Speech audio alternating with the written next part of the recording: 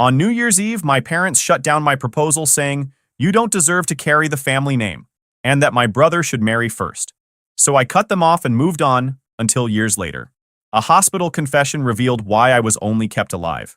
Hey Reddit, growing up, my parents made it pretty clear I was the backup kid. I didn't fight it, I just built my own life and walked away. I thought that would be the end of it. Turns out, they had other plans. Before I get into all that, I need to start at the beginning. I'm Joey. I'm 23. I work full-time, keep my head down, pay my bills, and don't ask my parents for anything. I have an identical twin brother named Ross. Identical on paper only. Our faces matched, our builds didn't. Growing up, you wouldn't guess we came from the same house if you watched how we were treated. Ross is taller than me, broader, athletic, the kind of guy adults naturally pat on the back. Teachers loved him. Coaches loved him. My parents, Walter and Lizzie, built their whole identity around him early on. He wasn't just their son, he was their investment. I was the extra part that came with the package. I'm not quiet or timid, never was. I noticed things early and I didn't pretend not to. I use humor when things get uncomfortable, and my parents hated that. They prefer silence and compliance. They called my attitude difficult. Ross didn't have an attitude. Ross had potential. We shared a room growing up, which is where the difference became impossible to ignore. Same room, two different lives. Ross's side had the window. Better light, better air. He had a new desk, clean drawers that didn't stick, shelves that weren't bowing in the middle. When a poster peeled or got ripped, it got replaced. When a gadget came out, it somehow ended up on his side of the room. My side was hand-me-downs. A dresser with one drawer that never closed right.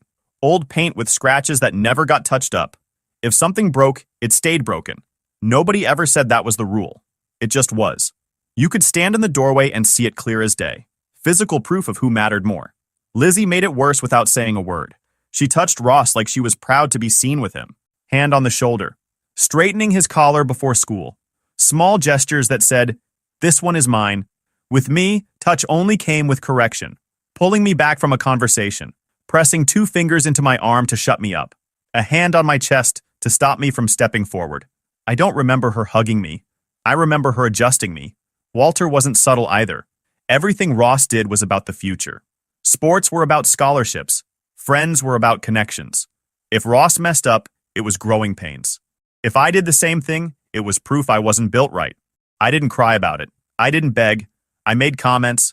Short ones, dry ones. Stuff like, "Guess my side of the room didn't qualify for the upgrade." That usually got me a look from Lizzie and a lecture about being dramatic. Ross would smirk sometimes, not in a cruel way.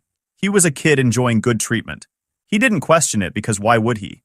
The birthday dinners were the worst because they pretended to be neutral ground. Joint celebration, same candles, same table, same speeches. One year, we're sitting there with relatives from both sides, and the cake comes out. Big white frosting, blue trim. In the center, written clean and bold, is Ross's name. Just Ross. No space left, no correction, no hesitation. The room goes quiet for a half second, long enough for everyone to notice. I look at the cake, then at my parents, then back at the cake. I say, "Guess I'm sharing his wish this year." Just enough to acknowledge reality. Lizzie snaps back immediately. Tells me to stop being dramatic. Says it's just a cake. A few relatives laugh in that uncomfortable way people do when they don't want to pick a side. Ross looks down at his plate. Nobody fixes it. We eat the cake anyway. That was childhood for me. Nothing explosive. Just 1,000 little reminders of where I ranked. Once, not long after that, I caught Lizzie looking at me in a way that didn't match her usual irritation. It wasn't anger. It wasn't disappointment. It was something tighter. Fear, maybe. Or guilt. It lasted maybe a second before she noticed me looking back. Then her face hardened, and she told me to stop hovering and do something useful. I didn't know what to do with that look at the time, but I remembered it. I started working early, not because they forced me to, because money meant control. It meant rides I didn't have to ask for, clothes I didn't have to justify, space that was mine. Ross didn't need that. Everything showed up for him without effort. Fast forward a few years. I'm 17, out of the house more, spending less time there on purpose. Senior year. Already working more hours than I was sleeping. One afternoon I stopped by a small bakery near my job. Just needed something quick before heading home. That's where I met Trinity. She was behind the counter, flower on her sleeve, hair pulled back like she'd been working all day. I made a comment about the display looking too good to trust. She shot back that it was fine, as long as I didn't ask for recommendations and then ignore them. No flirting script, no awkwardness, just normal. I paid, she handed me the bag, and for once I wasn't being measured against someone else. No comparison, no ranking, just a conversation that stayed where it was. I walked out thinking how strange it felt to be treated like a whole person without having to earn it. Football ran our house. Not casually, not as a hobby. It was the axis everything rotated around. Fall schedules were built around game days. Dinners were timed around practice. Conversations ended early if a highlight reel was coming on. If you didn't know Ross's position, stats, or next matchup, you weren't really part of the family. Ross played linebacker. Big kid, fast, loud on the field. Coaches loved him. Walter lived for it. He learned the rules late and then acted like he'd invented the sport. Every win was proof he was doing something right as a father. Every loss was the ref's fault or a bad call. He wore team gear like a uniform. He introduced himself as Ross's dad, more often than he used his own name. Ross never lacked support. New cleats every season, extra camps in the summer, private sessions when a coach hinted he could go further. Walter was at every game, early, loud, pacing the sidelines like he was part of the staff. Lizzie packed snacks for the whole team and made sure Ross's jersey was spotless. They praised effort, toughness, leadership, all words that only seemed to apply to one son. I didn't play football. I tried it once, got shoved into a position I didn't care about, and realized fast that the sport itself wasn't the point. The attention was. I quit without a scene. That didn't mean I stopped training. I ran in the mornings before school, lifted in a cheap gym after work, learned discipline without an audience. I didn't ask for rides or gear. If I needed something, I bought it. If I didn't have it, I adjusted. That became my way. I competed in smaller events, local runs, amateur meets, stuff that didn't come with crowds or cheer sections. I told my parents the dates once. They nodded, said they'd see. They didn't. Not once. No texts, no apologies. Just silence, followed by questions later about how Ross did at practice. The difference wasn't subtle. When Ross played, the house buzzed. When I had something going on, the house stayed the same. I stopped reminding them. It wasn't pride, it was efficiency. Reminding people who don't care just wastes time. Walter never asked about my training. He asked if Ross had eaten enough protein. He asked if Ross's coach had called back. He asked if Ross felt confident about the next game.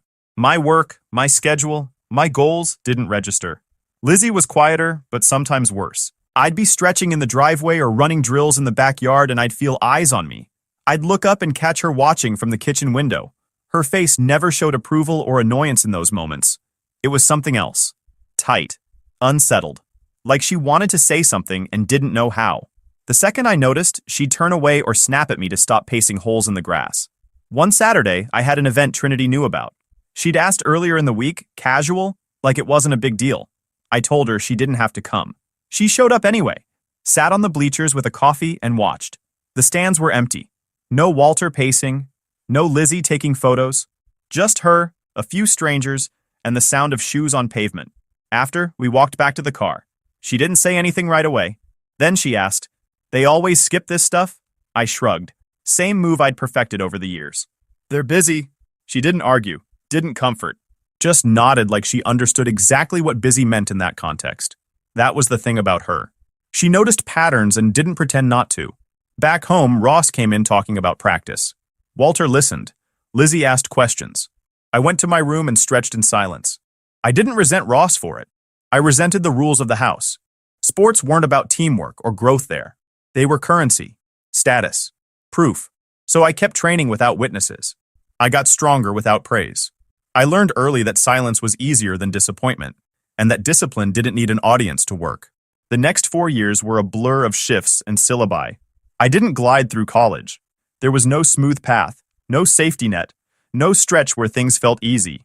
I worked my way through it the same way I handled everything else in my life. Head down, no complaints, no expectation that anyone would step in if I stumbled.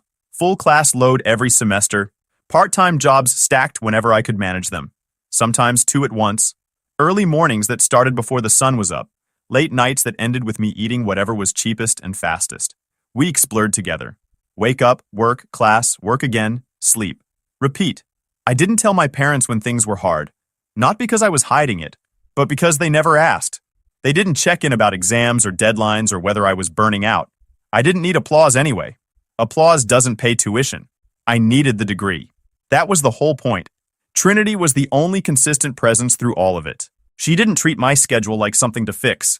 She didn't give speeches or try to hype me up like a coach before a game. She just existed in my life without conditions. Coffee waiting before early exams. Food in the fridge when I got home late and barely had the energy to speak. A simple, "You good?" that didn't demand a detailed answer or a performance. If I said yes, she accepted it. If I said no, she didn't panic. That steadiness mattered more than encouragement ever could. Graduation day was supposed to be neutral. That's what I told myself. Public space, too many people around for anything weird to happen. Caps and gowns everywhere. Families packed together on metal chairs that creaked when people shifted. I figured at worst it would be quiet and awkward, maybe a little tense. I underestimated how intentional my parents could be when they had an audience. We found our seats early.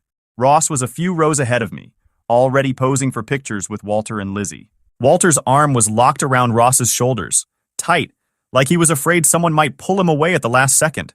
Lizzie kept adjusting Ross's gown, smoothing wrinkles that weren't there, fixing the cap that didn't need fixing. She looked proud in a way she never looked standing next to me. I stood there with Trinity, watching it happen. I didn't step in. I didn't need to. I already knew how this part played out. The ceremony itself passed in pieces. Names called, applause rising and falling in waves, people cheering louder for some names than others. When Ross's name was read, the clapping around us got louder. When mine was read, Trinity clapped immediately. Ross clapped too. I saw him turn halfway, scanning the crowd for our parents. They clapped, but it felt late, like they were remembering they were supposed to. After it ended, the lawn filled up fast. Cameras everywhere, balloons bobbing over heads, parents hugging their kids like they were seeing them for the first time. Walter waved us over and told us to follow him to the parking lot. He said it with that tone he used when he had something planned and wanted an audience. Ross got there first. Walter stopped next to a shiny black Mustang parked near the curb. Clean, new, impossible to miss. He reached into his pocket and tossed Ross the keys. Loud, deliberate. "You earned it," he said, like he was announcing a scholarship win. People around us turned. A couple of Ross's old teammates cheered. Someone whistled. Phones came out instantly. Lizzie hugged Ross, quick and tight, like this moment had been rehearsed down to the timing. Ross laughed, surprised but pleased, holding the keys like he wasn't sure if they were real. Then Walter turned to me. He reached into his jacket and handed me a small box. Light enough that I already knew what it was before I opened it. Inside was a watch. Cheap metal band. The kind you buy last minute because you feel like you should bring something. Lizzie smiled and said, "We're proud of you too, son," in the same tone someone uses when they remember to thank a waiter. I looked at the watch, then at the car, then back at the watch. I didn't plan what I said next. It just came out. "Guess I'll be on time for work." It wasn't loud. It wasn't angry. Just a comment that landed exactly where it needed to. For a split second, Lizzie's face changed. Not anger, not annoyance, fear. Like I'd said something I wasn't supposed to know. Like I'd brushed against a wire she'd been taping over for years. Her eyes locked on mine, wide and sharp, and for that brief moment she looked exposed. Then it disappeared. Her jaw set. Her mouth tightened. "Why do you always have to do this?" she snapped. "You can't just let one moment be about your brother?" Walter stepped in immediately. Said I was making a scene. Said this wasn't the time. Said I always had to turn things into something they weren't. People around us pretended not to listen while very clearly listening. Conversations nearby slowed. Phones angled slightly in our direction. Trinity didn't say a word. She stood next to me, steady, her hand brushing my arm once. Not to stop me, just to remind me I wasn't standing there alone. Ross looked between us, confused. He didn't say anything. He still had the keys in his hand, turning them over slowly, like he wasn't sure where to put them or what to do next. I didn't argue. I didn't explain. I closed the watch box and slipped it into my pocket. I told Ross congratulations and meant it. Then I turned and walked away with Trinity. That was the moment something shut off in me. Not anger, not sadness, just clarity. I stopped expecting fairness. I stopped hoping effort would eventually balance the scale. I stopped thinking that if I did enough, things would even out. In the days after, my parents acted like nothing had happened. A text about dinner plans. A question about whether I'd set up the watch yet. Walter sent Ross links about upgrades for the car, like graduation had only belonged to one of us. I replied when necessary. Short answers. No tone, no openings. Graduation was supposed to mark the start of something.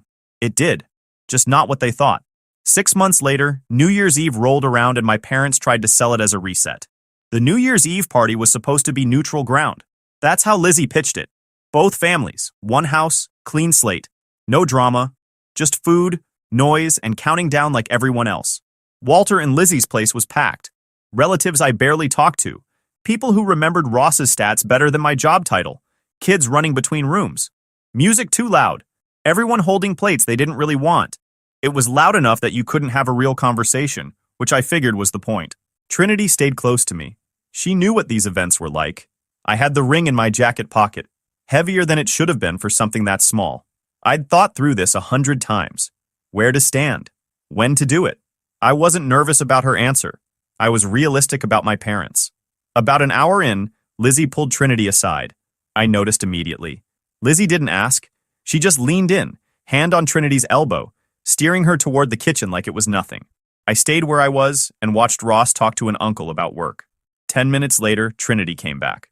Same expression. Calm. No anger. She waited until we were near the hallway and said quietly, "Your mom says you can be difficult." She said it like a warning. I nodded. Yeah, that tracks. She asked if I was okay. I told her I was. And I was. At least I thought I was. Walter clinked a glass. Loud, sharp, the music cut, everyone turned. I hadn't planned on a toast yet, but apparently Walter had. He stood in the middle of the living room, arm already around Ross's shoulders. He smiled big, bigger than necessary. He talked about family, about growth, about the coming year and how proud he was of Ross's direction, his discipline, his stability, his trajectory. He used that word twice. He didn't mention me. Not once. People nodded. A few clapped early. Lizzie beamed like this was the point of the night. Ross looked uncomfortable, but didn't pull away. Walter finished with, "Some people just know how to build something solid." That was my cue. I wasn't waiting for the room to come back to me. I stepped forward before the applause died down. I didn't raise my voice. I didn't ask permission. I took Trinity's hand, dropped to one knee, and pulled out the ring. The room went silent in a way that felt intentional, like everyone was waiting to see what would happen. Walter had been drinking just enough to make his confidence louder than his judgment. Before Trinity could even react, Lizzie gasped and stepped forward. Walter moved faster. He reached down and grabbed my wrist. Hard. "What are you doing?" he snapped. I stood up slowly and pulled my hand back. "Proposing?" Walter laughed once, sharp and ugly. "No, you're not." Lizzie jumped in. "This isn't appropriate. You don't do this here." Walter cut me off. "You haven't earned the right to use this family's name like that. You have nothing to offer her." He gestured toward Ross without even looking at him. "He does." That's when Ross finally spoke. "What the hell are you talking about?" Lizzie waved him off. "Not now." Ross stepped forward. "No, right now. You're embarrassing yourselves." Walter ignored him completely and turned back to me. "You want to play husband? You can't even match your brother. You think love makes up for stability?" The room started buzzing. People whispering, phones coming out. I saw Lara, my cousin, near the couch, already holding her phone up, eyes lit like she'd been waiting for something to happen all night. Ross raised his voice. "Stop, both of you. This is insane." Lizzie snapped back at him. "Don't take his side." "I'm taking the right side," Ross said. "You're out of line." Walter told him to shut up, said he was being disrespectful, said I was ruining the night. I looked at Trinity. She hadn't moved. She was calm in a way that made everything else look ridiculous. I said one sentence. "We're leaving." I didn't wait for a response. I took Trinity's hand and walked out. Behind us, voices overlapped. Lizzie shouting, Walter demanding someone stop us, Ross arguing, Lara filming everything. By the time we got home, my phone was already lighting up. Lara had posted the video as a reel, captioned something about family drama with a laughing emoji. It spread faster than I expected. Comments piled up, people calling out my parents by name, asking why they'd humiliate their son like that. Walter and Lizzie lost it online. They commented back, long paragraphs, accusing me of abandoning them, of betraying family, painting themselves as heartbroken parents whose son turned on them publicly. The family group chat exploded. Aunts, uncles, cousins weighing in, some telling me I should apologize, others saying both sides were wrong, a few pretending they didn't see anything wrong at all. I didn't respond. I didn't defend myself. I left the chat, blocked numbers, changed settings. By the end of the night, my phone was quiet. That was the start of no contact. I didn't announce that I was cutting contact. I didn't send a final message or explain myself. I just disappeared. I changed my number and wiped my online presence. I left one line open for Ross only. No one else got it. I set my email so anything from my parents went straight into a folder I never opened. I didn't check it. Silence isn't dramatic when it's deliberate. Life got quieter fast. Just work, training, sleep, repeat. I picked up more hours. Took a better position when it came up. Started making decisions without running them past anyone who thought they owned me. Trinity stayed solid through all of it. She didn't treat the no contact like a crisis or a phase. She didn't push me to talk about my parents, and she didn't pretend they didn't exist either. If I brought them up, she listened. If I didn't, she let it go. That mattered more than comfort ever could. The chaos faded. Routine took its place. Mornings stayed early. Training stayed consistent. Evenings stayed quiet. For the first time, my life felt like it belonged to me instead of reacting to someone else's expectations. A few months in, we went to her parents' place for her birthday. Nothing fancy, dinner at home, cake from a local place. Her parents were normal in a way that still caught me off guard. They asked about work. They listened to answers. No comparisons, no rankings. After dinner, when things slowed down and her parents stepped into the kitchen, I asked Trinity to step out back with me. No crowd, no toast, no interruption. I didn't get on one knee this time. I just handed her the ring and said, "I still want this, just without an audience that hates me." She laughed once, then said yes like it wasn't a question. That was it. No chaos, no commentary. Just a clean moment that didn't need defending. We didn't post it right away. We told the people who mattered. Life moved forward without noise. About a year later, I heard about Ross's engagement by accident. A coworker mentioned seeing something online and asked if that was my brother. I checked once. One photo, already making the rounds. Ross standing next to his fiancée, smiling in a way that looked genuine. I didn't see an invite. At first, I didn't question it. It made sense in a way. We hadn't spoken much since New Year's. I figured Ross had chosen his side. It stung, but not enough to reopen anything. I'd already accepted that distance was the cost of peace. A week later, Ross called. I almost didn't answer. I picked up out of curiosity, not hope. "Hey," he said. He sounded tense. That was new. I told him he had 5 minutes. He didn't argue. He explained why I wasn't invited to the engagement party. Walter and Lizzie had pushed hard. Said inviting me would send the wrong message. Said it would stir things up. Said it would shift attention away from Ross's moment. They framed it as protection. Ross went along with it. Not because he agreed, but because he froze. Same pressure. Same habits.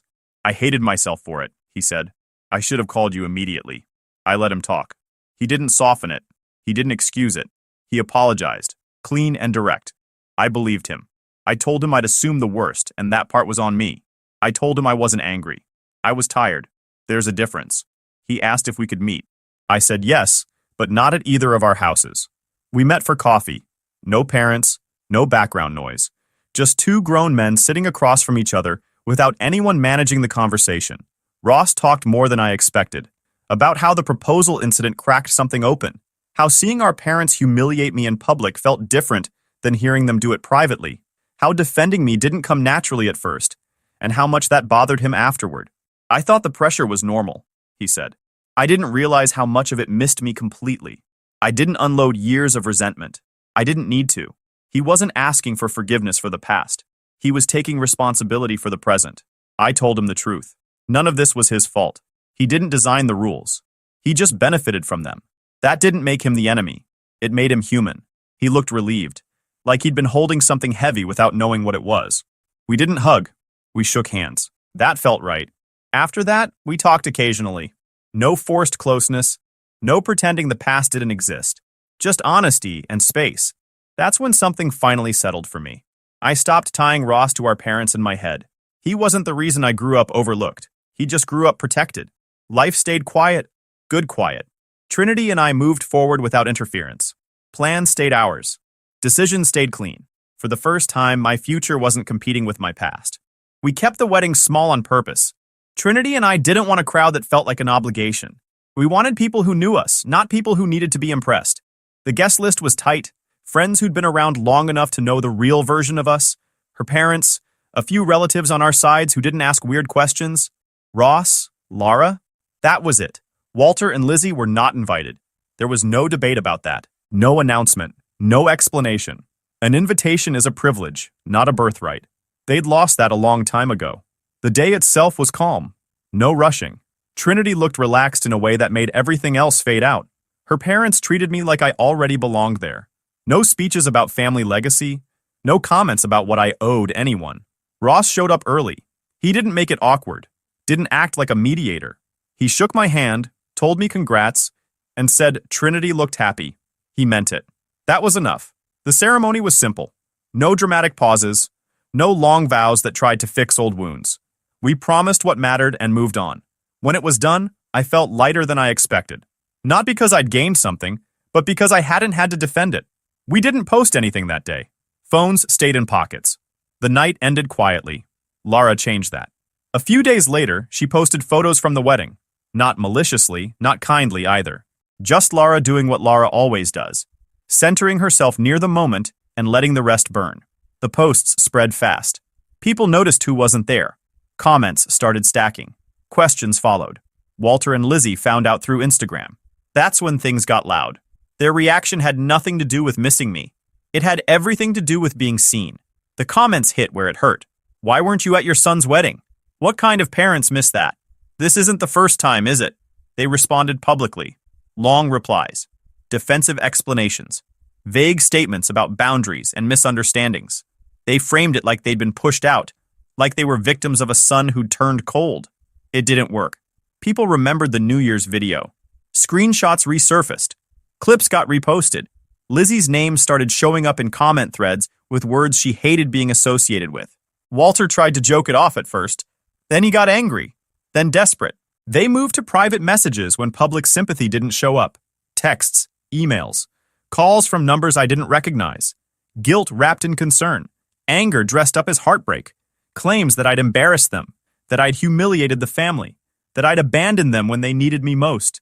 They never once asked if I was happy. I didn't answer anything. I didn't block right away either. I let it pile up and watched the pattern repeat itself without me in it. Then I blocked everything and went back to my life.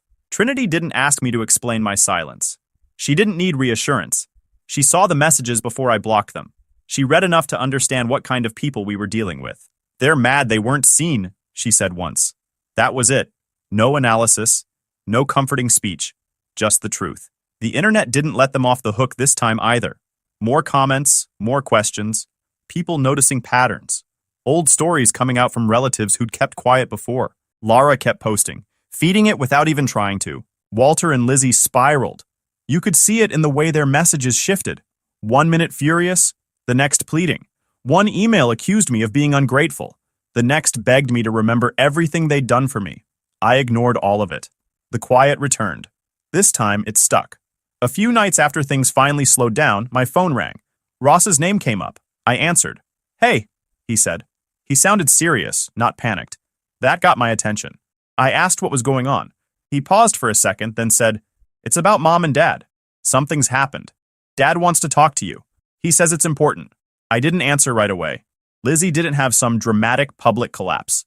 No cameras, no scene. She went down at home and didn't come back up fast enough for anyone to pretend it was nothing. The paramedics used words nobody likes. Heart rhythm, stroke risk, observation. Overnight turned into tests. Tests turned into that specific kind of quiet that only happens when doctors stop guessing and start measuring. She didn't call me herself. She asked Ross to do it. Ross called late that night. His voice was steady, but there was something under it I hadn't heard before. Not panic. Wait. She's in the hospital, he said. She asked for you. Dad wants to talk too. They're saying it's important. I didn't answer right away. Is this an apology thing? I asked. No, Ross said. Then he hesitated. This is different. Ross doesn't hesitate. That pause mattered. I told him I'd come once. One visit. No promises. No follow-up conversations. He didn't argue. Okay, he said. Quiet. Trinity drove with me. She didn't lecture me about forgiveness or closure. She didn't try to prepare me for anything. We parked, walked inside, and stopped at the entrance to Lizzie's floor. She squeezed my hand once. I'll be right here. That was all I needed. Lizzie looked smaller in the hospital bed. Not fragile. Smaller. Like someone who'd finally run out of energy to manage appearances. Walter stood by the window, arms crossed, staring outside like the city had answers. Ross stood near the door, tense, like he already knew whatever was coming wouldn't leave him intact. Lizzie didn't waste time. I don't have much time, she said. I waited. And I don't want to die with this in me. That told me everything. This wasn't about me. It was about her not wanting to carry it any longer. She took a breath. We only wanted one child. Walter didn't look at me. He nodded. That was always the plan, Lizzie continued. One pregnancy, one future, one life we could manage. Ross frowned. What are you saying? When the doctor confirmed twins, she said, we panicked. We didn't talk about it like a blessing. We talked about options. I said nothing. Selective termination, Lizzie said. She didn't soften it. Ross sucked in a sharp breath. You're joking. Walter finally spoke, voice calm, clinical. The specialists explained the risks. Multiple consultations. You were identified as hemodynamically necessary. Losing you would likely mean losing him too. The words sat there, ugly and cold. Lizzie swallowed. You were smaller. The doctors said you were physically weaker. Ross turned toward me. What does that mean? Walter answered like he was reading off a report. He was providing critical blood flow, shared nutrients. Terminating him would have compromised the stronger fetus. Ross went still. You mean me? Lizzie nodded. So, Ross said slowly, I'm alive because of him. Yes, she whispered. The room felt tight, like the air had thickened. Lizzie started crying then. Not loud, not dramatic. Just tears sliding down while her hands shook. Every time I looked at you, she said to me, I remembered what we almost did, what we would have done. I stayed still. No shaking, no rush of anger, just pieces clicking into place. The correction instead of affection, the tension, the way she touched me like I might break something just by existing. Walter cleared his throat. We regret how things turned out. I looked at him. That's it? Lizzie reached for my hand. I stepped back before she could touch me. I'm sorry, she said. I'm so sorry. I finally spoke. Sorry for what? She blinked. For everything. I shook my head. No. Be specific. She struggled. For how we treated you. I let a beat pass. Sorry for getting caught? Or sorry the internet noticed? Or sorry you had to say it out loud before something worse happened? Walter snapped. That's not fair. I turned to him. You reduced my existence to a medical function 5 minutes ago. Don't talk to me about fair. Ross spoke then, voice strained. I didn't know. I swear I didn't know. I know, I said, and I meant it. Lizzie was crying harder now. I didn't know how to love you, she said. I was afraid of you. Every time I saw you, I thought about what could have happened. That was the closest thing to honesty she'd ever given me. I didn't raise my voice. I wasn't your difficult son, I said. I was your tourniquet. Walter opened his mouth. I didn't let him speak. And now the cord is cut. No one said anything after that. Even the machines felt quieter. I stepped back toward the door. Ross looked like he wanted to stop me, to say something meaningful, to fix something that couldn't be fixed. I shook my head once. Lizzie whispered my name. I didn't answer. I walked out. Trinity stood the second she saw me. She didn't ask what happened. She didn't study my face. She put her arm around me and we left. I didn't feel broken walking out of that hospital. I felt finished, like something had finally been named and put down. So I'll ask you this. What would you do if you found out you weren't kept because you were loved, or even tolerated, but because you were necessary? If your entire childhood suddenly made sense in the worst possible way, would you forgive because they're sorry now?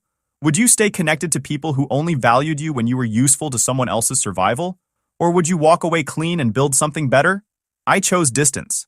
I chose the life I already built, and I don't regret it. If you enjoyed this video, please hit that subscribe button. It really helps the channel and help us bring you more and better stories. Thanks.